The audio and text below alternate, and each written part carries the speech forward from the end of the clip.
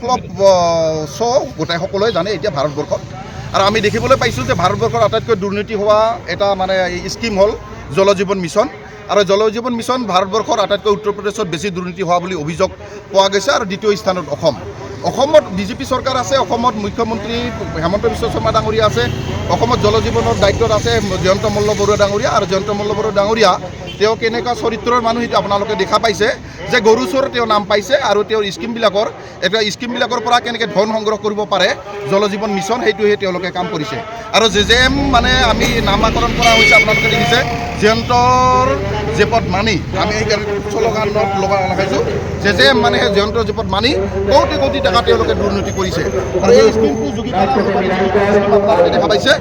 এই স্কিমত আপোনালোকে ইয়াৰ নামফলকখন আছিল, নামফলকখন কিছুদিন আগতে আছিল, এতিয়া তেওঁলোকে ঠিকাদাৰে বা কি কাৰণে মই নাজানো পিছফালেহে লুকাই থোৱা আমি দেখা পাইছোঁ, আপোনালোকে চাব পাৰিব। আৰু এই স্কিমৰ নামত 2,01,88,000 স্কিম, এই স্কিমত আপোনালোকে নামফলকত লেখা আছে চাব 2,01,88,000 টকা। গতিকে ইয়াত 505 ঘৰ মানুহক জল জীৱনৰ জৰিয়তে পানী যোগান ধৰিব বুলি তেওঁলোকে কৈছে। সেই হিচাপে ক'লে 2,01,88,000ক যদি 505 ঘৰ মানুহক আমি ভাগ হৰণ কৰোঁ তেতিয়াহ'লে 39,976 টকা কৰি পৰে।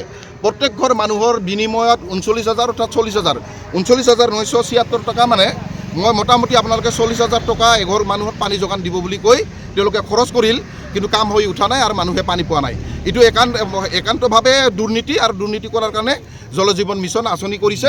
আৰু ইয়াত যে পানীৰ বিৰাট হাহাকাৰ মই কোৱা নাই, মানুহ এইকাৰণে প্ৰতিবাদ কৰিব নোলায়। JJMৰ ইমান দুৰ্নীতি হোৱাৰ পিছতে বহুতে কয় কিয় প্ৰতিবাদ কৰিব নোলায়।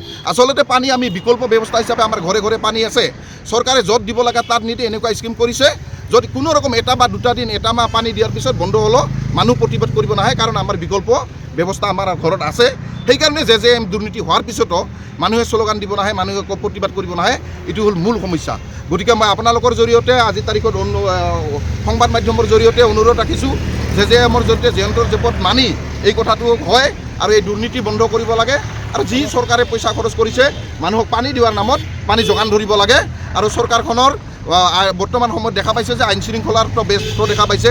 সিদিনাখন আমি দেখা পাইছিলোঁ মানে কোকৰাঝাৰতো তেওঁলোকে মানে এটা সংগঠনে লণ্ডভণ্ড কৰিলে সচিবালয়।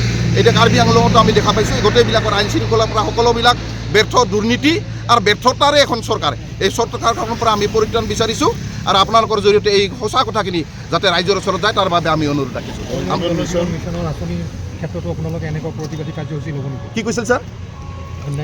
না অন্যান্য যিমানখিনি আছে আমি যিমান দূৰ পাৰোঁ ফ্লপ হৈছে সেইবিলাকত কম। আপোনালোকৰ আগত মই ক'ব পাৰিছোঁ জগদোবা চিপুনচিলা জিপি তাত এটা আছে পানী যোগান কোনো পৰ্যায় নাপায়, সেইটো নাম কৈছোঁ।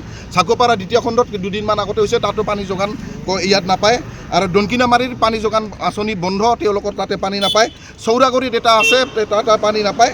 আৰু মাছগাঁৱৰ প্ৰথম খণ্ডত মই এই ওচৰৰখিনি মাত্ৰ কৈছোঁ, আমাৰ বঙাইগাঁও পঞ্চায়তৰ লগত লাগি থকা আৰু মাছগাঁও চৌৰাগুৰিৰ কথা কৈছোঁ। প্ৰত্যেকতে এনেকুৱা আছে, হয়তো 6 মাছ পানী দিছে, 3 মাছ দিছে, ক'ৰবাত পানী পোৱা নাই, কিন্তু মানুহ প্ৰতিবাদ কৰিব নাহে। মই অলপ আগতে কৈছিলোঁ কাৰণ পানী য'ত পানী নালাগে তাতে আঁচনি লৈছে, অত দুৰ্নীতি কৰিব সহজ। প্ৰধানমন্ত্ৰীৰ সপোনৰ প্ৰজেক্ট নাই, সপোনৰ প্ৰজেক্ট হয়তো তেওঁ ভাবিব পাৰে, কিন্তু দুৰ্নীতিৰ কাৰণে তেওঁলোকে প্ৰজেক্টবিলাক লয়। ইয়াত আৰু সপোনৰ প্ৰজেক্ট হৈ নাথাকে এইবিলাক। তেওঁলোকে কৈছিল যে সপোনৰ তেওঁলোকৰ প্ৰজেক্ট এই আদানীক তেওঁলোকে AFৰ আছাম, কিন্তু অসমৰ সকলো সম্পদ প্ৰধানমন্ত্ৰীয়ে বিক্ৰী কৰি দিছে। তেওঁ সপোনৰ এখন অসম গঢ়িব বুলি কৈছে। অসমৰ সম্পদবিলাকতো বিক্ৰী কৰি দি আছে সকলোবিলাক। এটা হাজাৰ হাজাৰ বিঘা মাটি আদানী আম্বানীক দি আছে। তাৰ কাৰণে আপোনালোকৰ আজি এটা কি কয় তুলিৰাম ৰাংহাঙৰ ঘৰ পূৰা দিছে। কি কাৰণে? মানুহৰ ক্ষোভ ইমানেই হৈছে। আমাৰ ইয়াৰ মানুহৰ যিকোনো মানুহৰ ব্যৱসায় কৰা মানুহে হওক অন্যান্য সমস্যাত ভুগি আছে, কিন্তু এইখন চৰকাৰৰ দিনত কোনো মাত মাতিব নোৱাৰে, আহিলে জেলত ভৰাই দিব, কেছ কৰিব। আপোনালোকে দেখিছে 108ৰ কৰ্মচাৰীসকলে কি অৱস্থা হৈছে। আপোনালোকে NRSMৰ তেওঁলোকৰ কৰ্মচাৰীসকলৰ কি তেওঁলোকৰ আজি পৰ্যন্ত পাৰ্মানেণ্ট হোৱা নাই, একো হোৱা নাই। তেওঁলোকক বিপদত পৰিচালিত কৰিছে। তেওঁলোকে সেইদিনাখন আন্দোলন কৰিছে, তেওঁলোকৰ পে কাট কৰিছে। মানে গণতান্ত্ৰিক দেশৰ গণতন্ত্ৰৰভাৱে আন্দোলন কৰিব নোৱাৰে। হয়তো কি যিসকলৰ কলিজা আছে, যিসকলে দল কৰে, তেওঁলোকে আহিছে, কিন্তু তেওঁলোকৰ মনৰ কথা মিডিয়াৰ আগত বা প্ৰতিবাদ কৰাৰ ক্ষমতা যিসকল চাকৰি কৰে বা অন্যান্য চৰকাৰৰ লগত জড়িত হিতাধিকাৰীসকল আহিব নোৱাৰে। কাৰণ হিতাধিকাৰীসকলক কাটি দিব। গতিকে আমি কংগ্ৰেছ কৰ্মীসকলে ইয়াৰ মানে প্ৰতিবাদ জনাইছোঁ।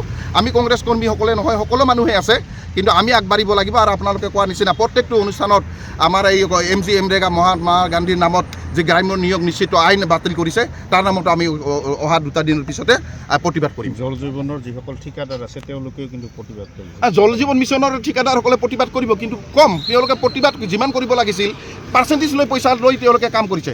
এটা 10%ৰ তলত কোনো কাম নাপায়। তাৰপিছত আৰু বাকী অন্যান্য আছে 15%, 20% আমি শুনা পাওঁ যে পাৰ্চেণ্টেজ দিলেহে গোটেই কামবিলাক হয়। ইয়াতে পইচা দিব পৰা নাই, তেওঁলোকে কমিশ্যন দি পইচা লৈ কাম আনিছে।